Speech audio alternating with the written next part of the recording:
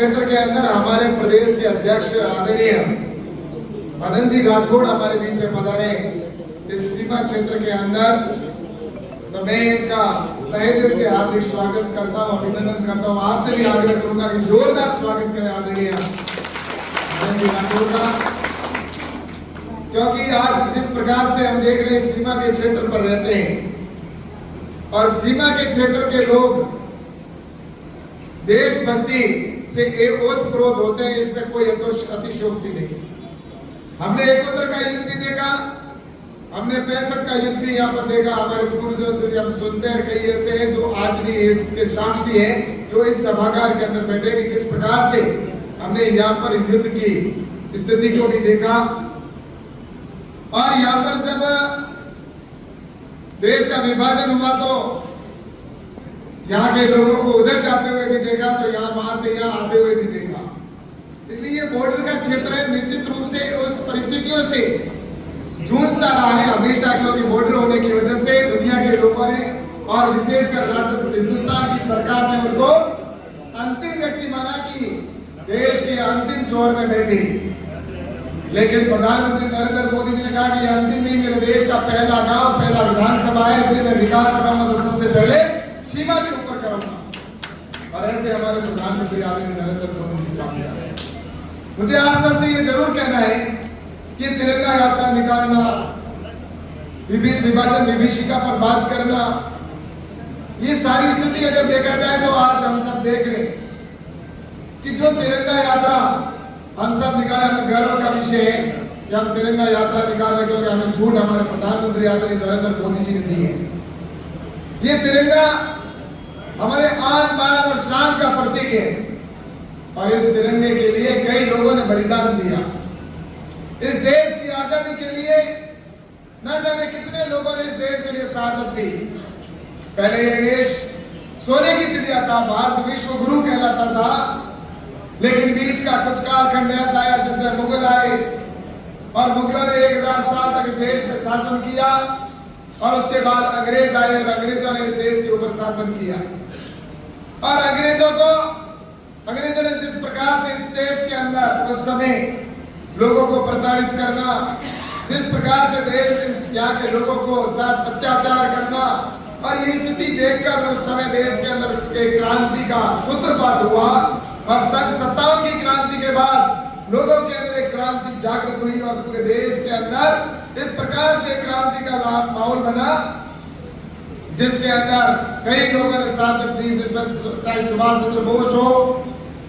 चाहे भगत सिंह हो, चाहे सुखदेव, राजगुरु, अशफाकुल्लाह खान, ये तो कुछ लोगों के नाम जानते हैं। लेकिन इस देश की आजादी के लिए 6,32,000 से अधिक देश के नागरिकों ने जान दी, तब जाकर इस देश की आजादी मिली। देश को,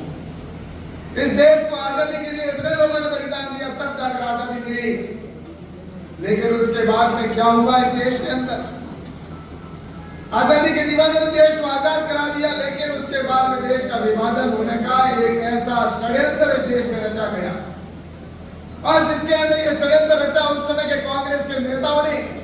और विशेषकर जवाहरलाल नेहरू जी ने, इस देश का विभाजन जब तक नहीं होगा तब तक मैं इस देश का प्रधानमंत्री नहीं बन सकता। और महात्मा गांधी जी ने उस समय कहा था कि मेरे देश के दो टुकड़े तभी होंगे जब मेरे शरीर के 2 टुकड़े हो जाएंगे। लेकिन आपसे कहना चाहता हूं, उनकी आंखों के सामने जवाहरलाल नेहरू जी ने जिस प्रकार से षड्यंत्र रचते हुए और जिन्ना को कहा कि तुम वहां जाकर प्रधानमंत्री पाकिस्तान में बन जाओ, मैं यहाँ प्रधानमंत्री बन जाता हूँ। और उसके बाद में यहाँ पर मैं सब आपसे कहना चाहता हूँ कि उस समय जिन्ना बीमार था और डॉक्टरों ने भी कह दिया था कि 6 महीने से ज्यादा जिंदा नहीं रहने वाला है, जिस प्रकार से उसके कैंसर था। अगर ये देश का 6 महीने और विभाजन नहीं होता, अगर तो 6 महीने और देरी हो जाती तो विभाजन भी पाकिस्तान हमसे अलग नहीं बनता।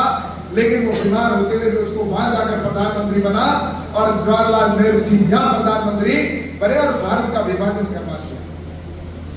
मैं आप सबसे कहना चाहता हूँ, भगत सिंह को अगर ये पता होता या सुभाष चंद्र बोस और उन लोगों को पता होता कि ये देश के अंदर इस प्रकार से इस क्रांति में इतने लाखों लोगों का बलिदान जिनका गया है और इस प्रकार से देश का विभाजन करवा देंगे, उनको ऐसा कतई पता नहीं था। लेकिन उसके बावजूद भी देश का विभाजन हुआ और विभाजन की वो विभीषिका जिसके बारे में यहाँ के लोग कहानियों के अंदर और लोग चर्चाएं करते हैं और कहते हैं कि हमने आंखों से देखा, यहाँ के बुजुर्गों से हम जब बात करते हैं कि किस प्रकार से देश 1947 को तो आजाद हुआ, लेकिन 14 अगस्त को इस देश के अंदर भारत का विभाजन हुआ जब, तो आपसे कहना चाहता हूं कि जिस प्रकार से वहां पर कत्लेआम हुआ पाकिस्तान के अंदर, पाकिस्तान के अंदर बहनों को नहीं छोड़ा, बहनों के साथ बलात्कार हुआ, उनके जिस प्रकार से सर काट दिए गए, वहां पर आम आदमी के अंदर जिस प्रकार से वहां पर आवाज आ रही थी, हर मदरसे और वहां पर मस्जिद से माइकों से आवाज आ रही थी कि रातों रात आप यहाँ से निकल जाओ। हर जगह एक ही आवाज गूंज रही थी, अगर कोई रात को यहाँ पर रुक गया तो सुबह वो अपना सर नहीं देखेगा। और इस प्रकार से मदरसों से वहां पर माइकों से आवाज आती रही और लोग वहां से निकलने लगे। और कोई पीछे अगर उनका परिवार का सदस्य रह गया तो उसको यहीं पर मार दिया जाएगा, आप तो यहाँ से निकल जाओ, नहीं तो आपको भी मार दिया जाएगा। और उस रात जिस प्रकार से नरसार हुआ पूरी रात, वो काली रात आज हम सबको याद करनी चाहिए। इस आजादी के अंदर लगभग 2 से 3 लाख लोगों के सर काट के और उनके वहां पर घर से अलग कर दिए। और उसके बाद में भी जब संतुष्टि नहीं हुई तो उन्होंने ट्रेनें भर भर के, रेलों को भर भर के उसके लाशों को अंदर घुसा, अंदर की जब जगह नहीं थी तो उन्होंने उसके ऊपर लाशें डाल दी ट्रेन के ऊपर, और हिंदुस्तान के अंदर उन्होंने लाशों को भर भर के भेजा। इस प्रकार का मंजर 14 तारीख को हुआ था। वो 14 तारीख को कभी हम भूल नहीं सकते। इसीलिए विभाजन की विभीषिका के लिए हमारे प्रधानमंत्री जी ने कहा कि इस देश के अंदर जिन लोगों ने 60 साल शासन किया, उन्होंने इस इतिहास को दबा के रखा। उन्होंने 15 अगस्त और की स्वतंत्रता की तो बात की, लेकिन 14 तारीख को जो घटना है उसके बारे में उन्होंने कभी जिक्र नहीं किया, क्योंकि उसके अंदर जवाहरलाल नेहरू जी का जो उनके कांग्रेस के थे उनका सबसे बड़ा स्वार्थ था। इसलिए उन्होंने इतिहास के अंदर भी इसके ऊपर और जनता को और आने वाली पीढ़ी को कभी ना पता चले, इसलिए उसके ऊपर चर्चा तक नहीं की। लेकिन हमारे प्रधानमंत्री नरेंद्र मोदी जी ने कहा कि हमें जन तक आने वाली पीढ़ी को यह बताने की आवश्यकता है कि इस देश के अंदर जिस प्रकार से नरसार हुआ था उसको हमें आने वाली पीढ़ी को पता होना चाहिए। इसलिए 14 तारीख को विभाजन विभीषिका का रखा। मैं आप सबसे निवेदन करना चाहता हूँ कि अब ये भारत बदलता हुआ भारत है, और जिस प्रकार से देख रहा हूं मैं आज कांग्रेस के लोग जिस प्रकार से इस देश के उस समय भी उनका वही कल्चर था 1947 से लेकर आज 2025 तक भी उनका कोई बदलाव नहीं हुआ। चाहे उसके अंदर जवाहरलाल नेहरू जी हो, चाहे इंदिरा गांधी से लेकर जितने भी ऊपर तक हुए, उन्होंने उनके एक ही नेचर, आज भी उनका वही कल्चर है। आज भी वो पाकिस्तान की भाषा बोलते।